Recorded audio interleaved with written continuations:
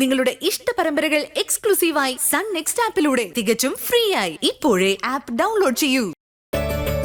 പക്ഷേ പിടിച്ചു നിൽക്കാൻ ഒരു ജോലി വേണം. മാർക്കറ്റിലുള്ള സാറിന്റെ പലർക്കിടയിൽ എനിക്കൊരു ജോലി തരാൻ പറ്റുമോ? അത് വേണ്ട സത്യ. നമുക്ക് വേറെ എന്തെങ്കിലും ഒരു ജോലി നോക്കാം. എടാ ഗോകുലെ, നമ്മുടെ തിയേറ്ററിന്റെ മാനേജർ സുഗു വിദേശത്ത് പോകാൻ തീരുമാനിച്ചെന്ന് കേട്ടല്ലോ. അതെ ശ. അങ്ങനെയാണെങ്കിൽ സത്യൻ അവിടെ പോയി നിന്ന് കാര്യങ്ങളൊക്കെ നോക്കട്ടെ എന്ന് വെച്ചാലോ? ആ കൊള്ളാം, അത് സത്യന് പറ്റിയ ജോലിയാ. പിന്നെ പലർക്കിടയില് പണ്ട് ഇന്ദ്രൻ ജോലി ചെയ്തല്ലേ, അവിടെ സത്യം കയറിയാൽ ആളുകൾക്കിടയിൽ അതൊരു പരിഹാസമാവും. ഇന്ദ്രൻ ഇപ്പോ മാർക്കറ്റിലെ ഒരു മുതലാളിയാ. അവന്റെ അനിയൻ മറ്റൊരു കടയിൽ ജോലി ചെയ്യുന്നത് അവന് മാനക്കേടാ. അല്ല, അതിനുവേണ്ടി തന്നെയാ സർ ഞാൻ ആ ജോലി ആവശ്യപ്പെട്ടത്. ഇന്ദിരാട്ടിന് മാനക്കേട് മാത്രമല്ല, ബിസിനസ്സിൽ താഴ്ചയുണ്ടാവണം.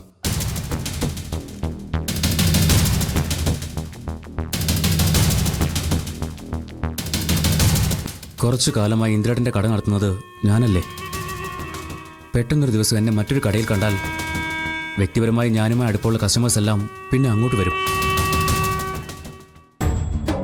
അതൊക്കെ പരസ്പരം ഈ വാശിയും വൈരാഗ്യമൊക്കെ കൂടാനേ കാരണമാകത്തുള്ളൂ സത്യ.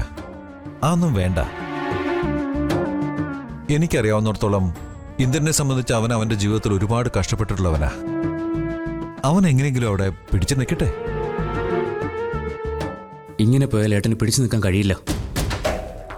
ട്രാവൽസ് രവികുമാറിനെ ഏൽപ്പിച്ച് നശിപ്പിച്ച പോലെ ഈ ഷോപ്പും ഏട്ടൻ്റെ കയ്യിൽ നിന്ന് പോവും.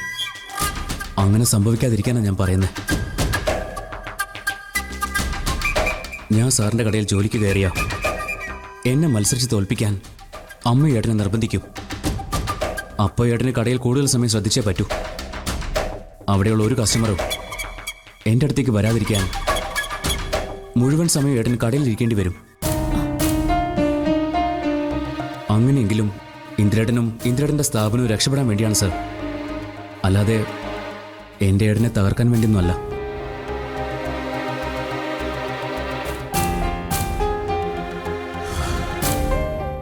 നീ വിഷമിക്കാതെ നമുക്ക് ആലോചിക്കാം, അല്ലേ മോനെ? പിന്നെ അങ്ങനെ ചെയ്യാം. അതെ, വിമർശനങ്ങളും പരാതിയും പ്രാക്കും ശാപവും ഒക്കെ ഉണ്ടാവും. എന്നാലും സാരമില്ല, ഒരു നല്ല കാര്യം നടക്കാൻ വേണ്ടിയിട്ടല്ലേ, അത് നടക്കട്ടെ.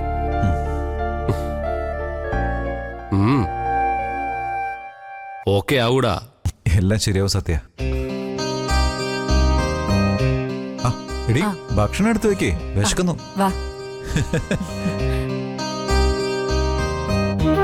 എന്താ സ്പെഷ്യൽ എന്ന് നോക്കാൻ? ശരി അച്ഛാ, 2 ദിവസത്തിനകം ഞങ്ങൾ അങ്ങോട്ടേക്ക് വരാം. ആ, ധൈര്യമായിട്ടിരിക്കേ. ശരി അച്ഛാ. ശബരിയേട്ട, അച്ഛനായിരുന്നോ? അതെ, വിവരങ്ങൾ അറിയാൻ വേണ്ടി വിളിച്ചതാ. എന്നിട്ട് എന്തു പറഞ്ഞു? മഞ്ചാടി ഓക്കെ അല്ലേ? അതെ, വീട്ടിൽ ചെന്നപ്പോ തന്നെ എല്ലാവർക്കും പകുതി ആശ്വാസമായെന്ന് തോന്നുന്നു. എന്തായാലും 2 ദിവസത്തിനുള്ളിൽ നമുക്കൊന്ന് വീട്ടിലേക്ക് പോവാം.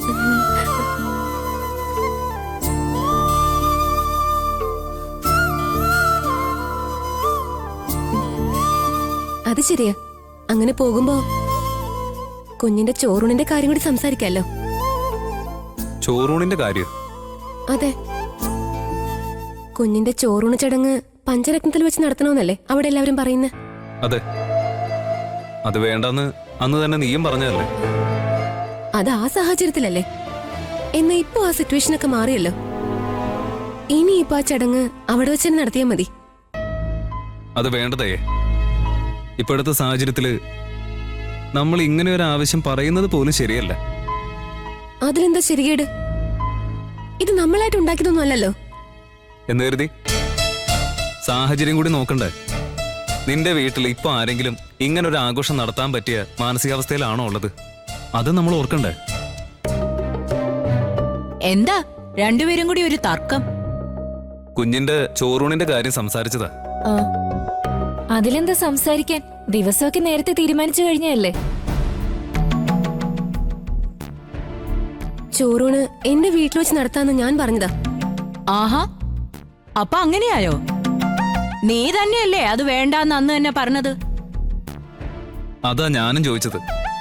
ഇപ്പൊ അവൾക്ക് അവിടെ തന്നെ വെച്ച് നടത്തണമെന്ന്. അത് നല്ലതാവില്ലതേ. കാരണം നിന്റെ അച്ഛനും മഞ്ചാടിയൊന്നും അങ്ങനെ ഒരു ആഘോഷത്തിന് പറ്റിയ മാനസികാവസ്ഥയിലല്ല. ആ കണ്ടോ, ചേച്ചിക്ക് വരെ അത് മനസ്സിലായി. പിന്നെന്താ സ്വന്തം വീട്ടിൽ ഇപ്പോഴത്തെ അവസ്ഥ നീ തിരിച്ചറിയാത്തതേ? അതുമാത്രമല്ല, കുഞ്ഞിന്റെ ഏറ്റവും പ്രധാനപ്പെട്ട ഒരു ചടങ്ങാ ശബരി ഇത്. അതിൽ പങ്കെടുക്കാൻ നമ്മുടെ കുടുംബക്കാർ ഒരുപാട് പേരുണ്ട്. അവരെ എല്ലാരും കൂടെ അങ്ങോട്ട് കൊണ്ടുപോകാൻ ബുദ്ധിമുട്ടാ. അവിടുന്ന് വരാൻ കുറച്ചു പേരല്ലേ ഉള്ളൂ. അവരിങ്ങോട്ട് വരട്ടെ, അതാ നല്ലത്. നീ എന്നെ നോക്കണ്ട, എനിക്കും ഇതേ അഭിപ്രായം തന്നെയാ. അവിടെ വെച്ച് ഈ ചടങ്ങ് നടത്തിയ അച്ഛൻ ഇതിന്റെ കാര്യങ്ങൾക്കൊക്കെ വേണ്ടി ഓടി നടക്കേണ്ടി വരും.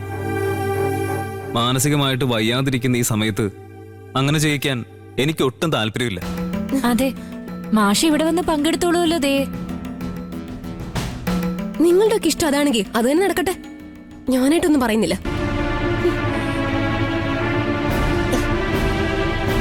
ദേ പിണങ്ങിയെന്ന് തോന്നുന്നു. ഏയ്, നിങ്ങൾ അതൊന്നും കാര്യമാക്കണ്ട. ഞാൻ പറഞ്ഞ് മനസ്സിലാക്കിക്കോളാം.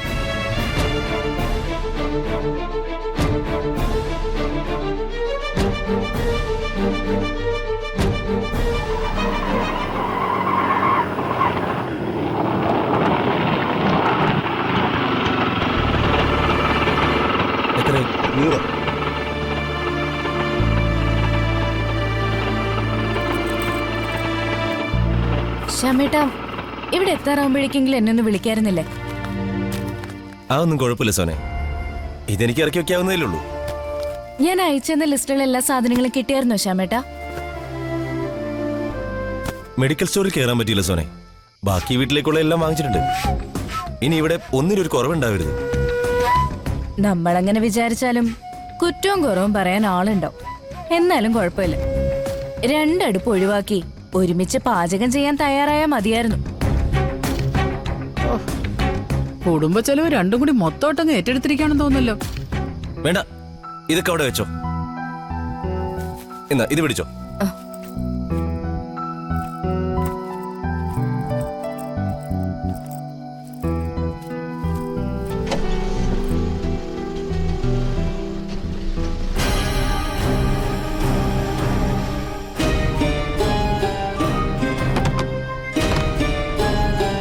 ആ, നീ ഇരുട്ടത്ത് ഇവിടെ ഇങ്ങനെ തലയും പുകച്ചോണ്ട് കടന്നു.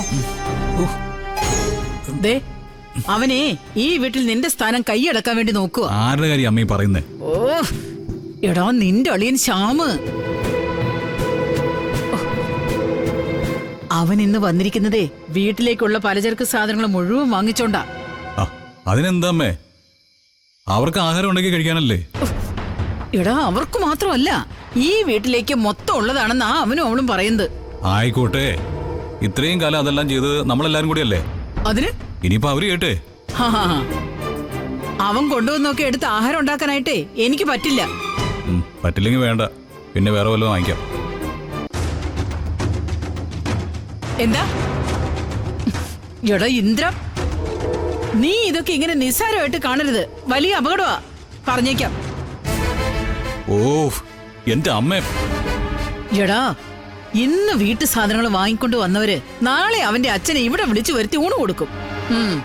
മറ്റന്നാള് അയാൾക്ക് കിടക്കാൻ ഒരു മുറിയും ഒഴിഞ്ഞു കൊടുക്കാൻ പറയും. ദേ, അയാളും കൂടി ഇവിടെ കയറി പറ്റിയ ഞാനെന്റെ പാട്ടിനിറങ്ങി പോകും കേട്ടോ. അങ്ങനെ ഒന്നും കയറി പറ്റില്ല എന്റെ അമ്മേ. ഇനി അയാളും ഇങ്ങോട്ട് വരികയാണെങ്കിൽ നമ്മളെന്താ കൈയും കെട്ടി നോക്കിക്കോ. ആ, നീ ചിലപ്പോ നിന്നും വരും. തെളിക്കുന്ന വഴിക്ക് നടന്നില്ലെങ്കിലേ നടക്കുന്ന വഴിക്ക് തെളിക്കുന്ന അവസ്ഥയാ നിനക്കിപ്പോ. ദേ, അതുകൊണ്ടല്ലേ ഞാൻ അവന്റെ അച്ഛനെ ട്രാവൽസിൽ പിടിച്ചിരുത്തിയ കാര്യം പറഞ്ഞിട്ടും നീ അതേക്കുറിച്ചൊരു അക്ഷരം പോലും ചോദിക്കാതിരുന്നത്. ഞാൻ എന്ത് ചോദിക്കാനമ്മേ, ട്രാവൽസ് നടത്തുന്ന ഇപ്പൊ അവരല്ലേ. ആ, അവിടെ വരുന്നവരുടെ പോകുന്നവരുടെ കണക്ക് നമ്മൾ തന്നെ നോക്കുന്നേ. ആ, അതന്നെ ഞാനും പറഞ്ഞത്. അയാൾ ഇവിടെ കയറി വന്നാലും നീ അനങ്ങത്തില്ലെന്ന്. ദൈവമേ, ഞാനിപ്പോ എന്ത് വേണമെന്ന് അമ്മ ഈ പറയുന്നേ? എടാ, ശ്യാം അവന്റെ അച്ഛനെ ട്രാവൽസിൽ കയറ്റിയതിനെ നീ ചോദ്യം ചെയ്യണം. എടാ, നീ ഉണ്ടാക്കിയ സ്ഥാപനം അത്. നിന്നെയും എന്നെയും ചതിച്ച ഒരുത്തിനെ അവിടെ കയറ്റരുതെന്ന് പറയാനുള്ള അവകാശം നിനക്കുണ്ട്.